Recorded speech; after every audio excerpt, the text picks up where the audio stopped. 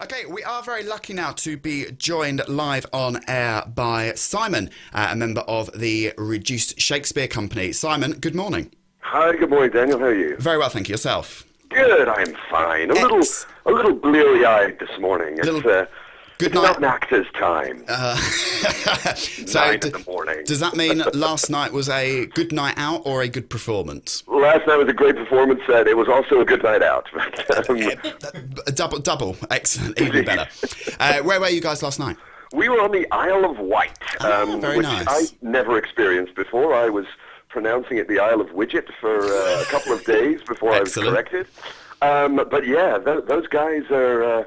They're quite party animals. I can see why they put them out there on an island because, they were quite outrageous as an audience. But we liked that. That was great. Fab, excellent. Okay, so we've got you on with us today because you are bringing your production of the complete works of Shakespeare, abridged and then revised, That's it.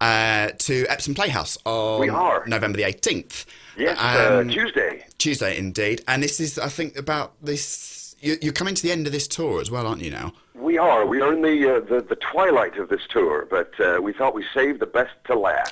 Excellent. And we've been to the Playhouse a couple of times with some different shows because obviously we've got the Shakespeare show, which is perhaps the most well known, and you were playing a Memphis song back there, as you say, back in the West End. We still hold the record in the West End for the longest running comedy show. We were there for 9 years. That's good with innings. the Shakespeare show, and then our Bible show, The Complete Word of God Abridged, and our America show, The Complete History of America Abridged. You might see a theme developing here with our titles. We're not that original, I'm afraid, when it comes to titling our shows. But the content is the important thing. And as you say, this is the revised version of the Shakespeare show. So even for those people who may have seen it before, we've given it a bit of a rejig. We've given it a bit of an updating, and so even if you've seen the show before, it should be, relatively new jokes. I'm not going to say they're all new. We keep some of the classics, but we actually just put it in a completely different order and hope that people don't notice that it's the same old show. I like it. I like the honesty as well. So the complete works of Shakespeare is all 37 of the Bard's plays performed in 97 minutes. That's it. That's the plan. That's what we set out to try and do every night. That's pretty good. So I'm assuming this interview, I'd sort of set out 15 minutes for it. So I'm assuming we're going to wrap this up in about 2.5. Is that? Oh, absolutely. I think we're done now. Yeah, Are we excellent. done? Yeah. There we go. So, fast-paced, sort of romp through the Bard's plays according to your very own website, actually. Join these madcap men in tights as they weave their wicked way through all of Shakespeare's comedies, histories and tragedies in one wild ride that will leave you breathless and helpless with laughter. That's the plan. Excellent. So tell me a little bit about the history of it. Where did this show all come from? The history of the show is a many-headed beast that goes back all the way back to the early 80s. And this is three guys, three kind of surfer dudes in California, and they had an idea at what's called Renaissance fairs, a Ren fair. Now, you guys don't have that because you actually have history.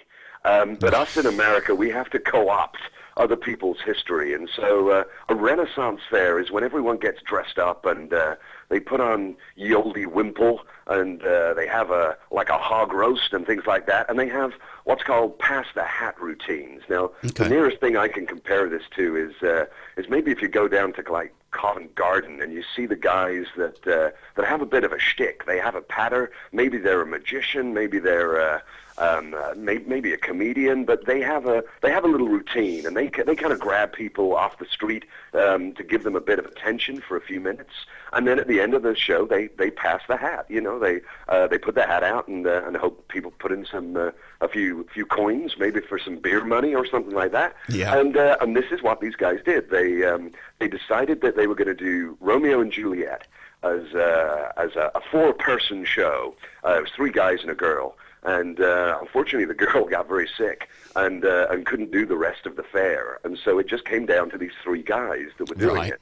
And so, of course, one of the guys had to then play all the ladies and had to put on a lot of wigs and a lot of dresses. And we're great fans of British comedy, obviously, and this goes back to Monty Python and guys like that who were kind of pioneers in that world of putting on dresses and putting on silly voices and playing all the ladies because they were an all-men troupe, and that's us as well. So these three guys, which I have to say we're not the original guys because that's back in the 80s, and I'm a much younger soul than that, as you could probably imagine. Of course. These three guys had this madcap idea to do this Romeo and Juliet abridged, this shortened version, about 10, 15 minutes. And then they started developing it. They started putting in a Hamlet version as well to kind of pad it out to half an hour. And then in the mid-'80s, one of the guys had a contact over here, and they did the Edinburgh Festival. I think it was about 1987 that they came over and did that. And that was seen by a producer in the UK. And he said, well, how about you do all of them? You do every single Shakespeare show in one night. You make a proper show out of this, because at the time it was only about 30, 45 minutes long. Mm-hmm. And the guy said, okay, we'll try. And the rest is history, as they say. So there's a lot of genesis of the actual show here in the UK. And you guys are the first to kind of embrace it to your soul, and the craziness that it was. Okay. You were completely used to this kind of thing.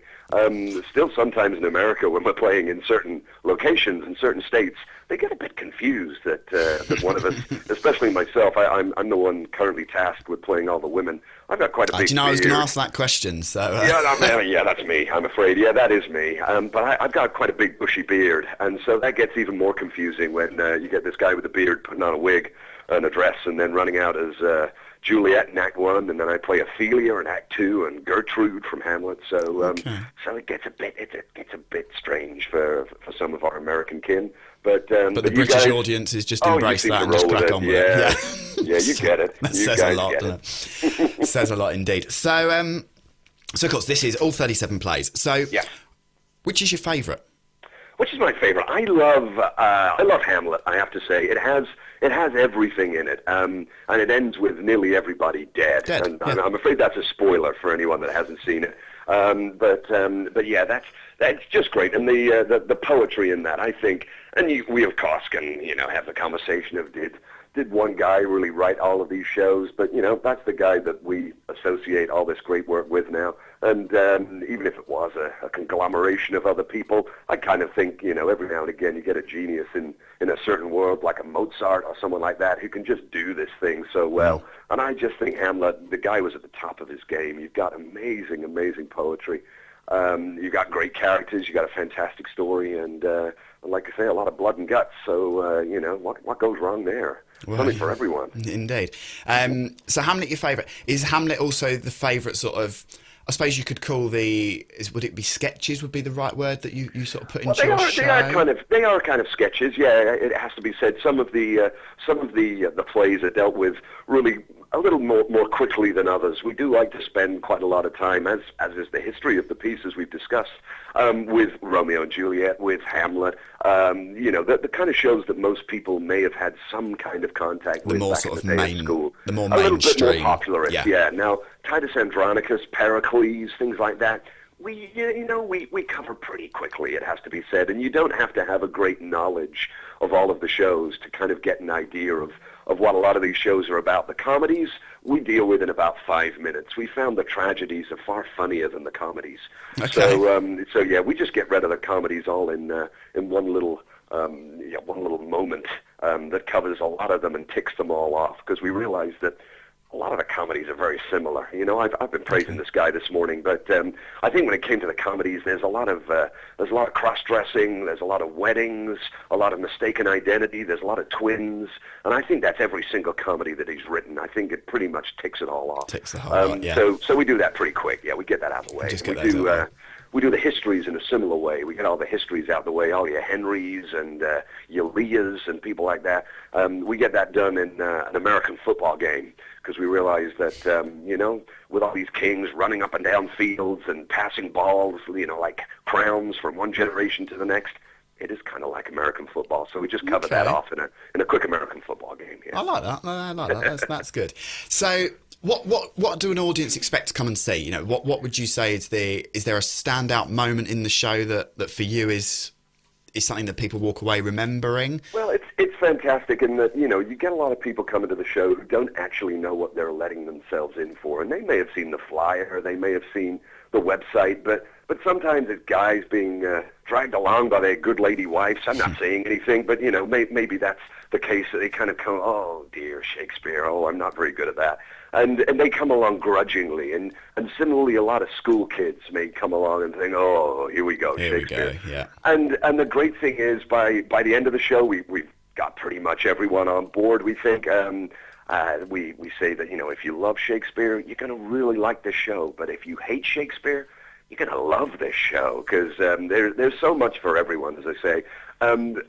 The great thing as well is that because we're quite established over here, you get a lot of people that are coming to the shows that went to school trips, maybe in the 90s over to London, and they saw us when they were, in their kind of high school years, and they're bringing their kids back now who are kind of the same age as them. And so often you see kind of kids, especially at the start of the show, thinking, oh, here we go.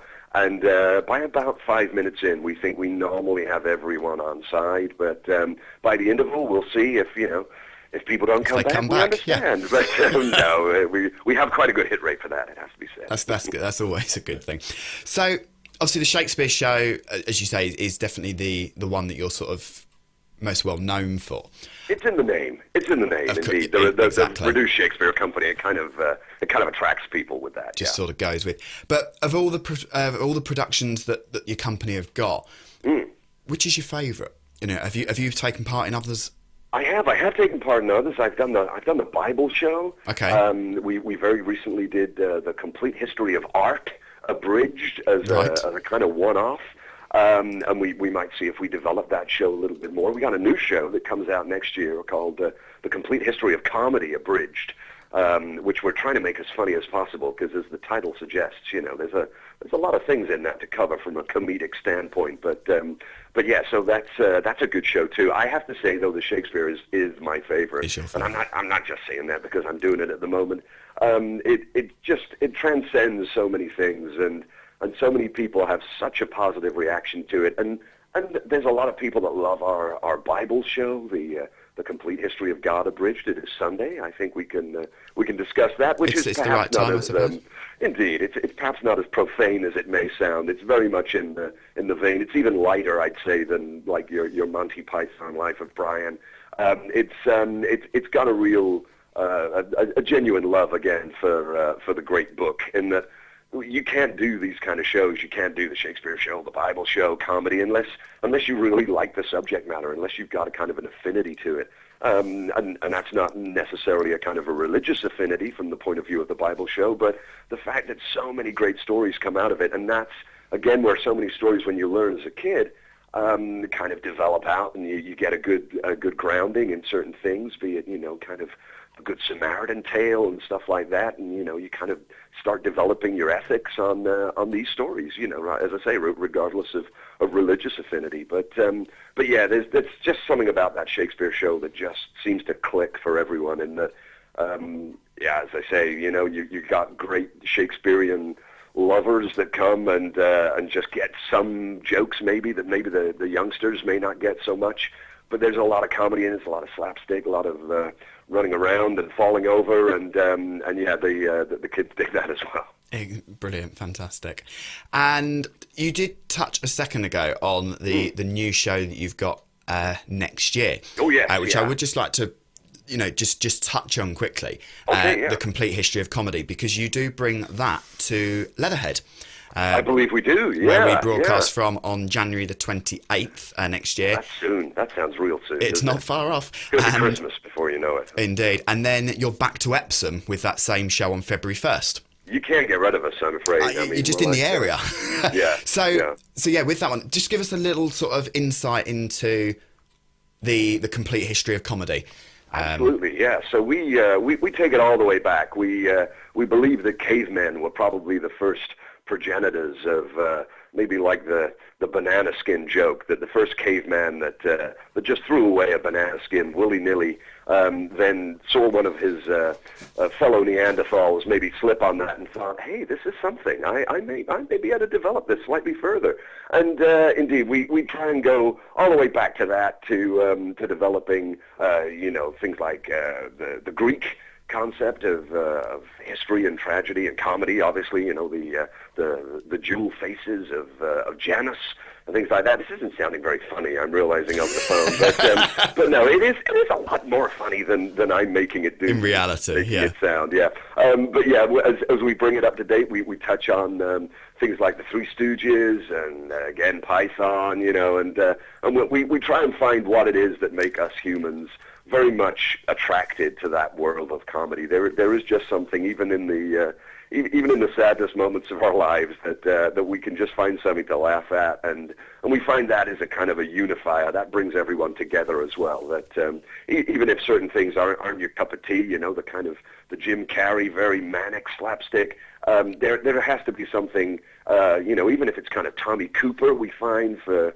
people in the UK, and things like the Two Ronnies, again, things that you guys grew up with far more than we did. But yeah, we try and knock them all off. We try and, again, not necessarily place people on pedestals too much, but we do try and have a knowing little nod and a wink at all of these comedy greats and the people that have inspired us, certainly, to do the crazy stuff that we do every night, and we're very grateful for. Fantastic. Well, we look forward to seeing that, but of course the matter in hand at the moment is, of course, you are bringing the complete works of William Shakespeare, abridged and revised, all 37 plays in 97 minutes, to Epsom Playhouse. Tickets are available, I believe, still from the box office.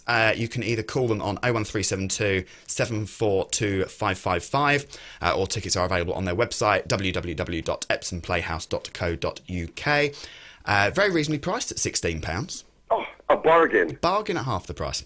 I'd be surprised if there's any left by lunchtime. Exactly. So would I indeed. Well, Simon, thank you very much for joining us today. Daniel, you're very welcome. I do wish you the best of luck with the last little bit of this. You've then got a little Christmas show as well, I just noticed on your website over in the States, is that? There is a Christmas show over in the States. We brought that over here a couple of times, and the problem is, well, I say the problem, but it's so great, we don't have panto in the U.S. Now, okay. You guys, as I've understood, are kind of crazy for this thing. Love a panto. But certainly we realize that all of the theaters, it's a very, very important part of their calendar, and so it's very rare to be able to find either a playhouse or a small arts venue or something like that can actually accommodate a show for longer than a couple of nights. Because you got panto every day, so we appreciate that. Every now and again we'll bring something over to you guys like this, but you have your panto, and we'll let the Yanks have the Christmas show. Perfect, Simon. Thank you very much. Best of luck. We may well speak to you again in January about the that'll be great. I look forward to that. The History of Comedy show. Thank you very much for joining us. So again, those tickets available from the Epsom Playhouse website or on the phone on 01372 742 555.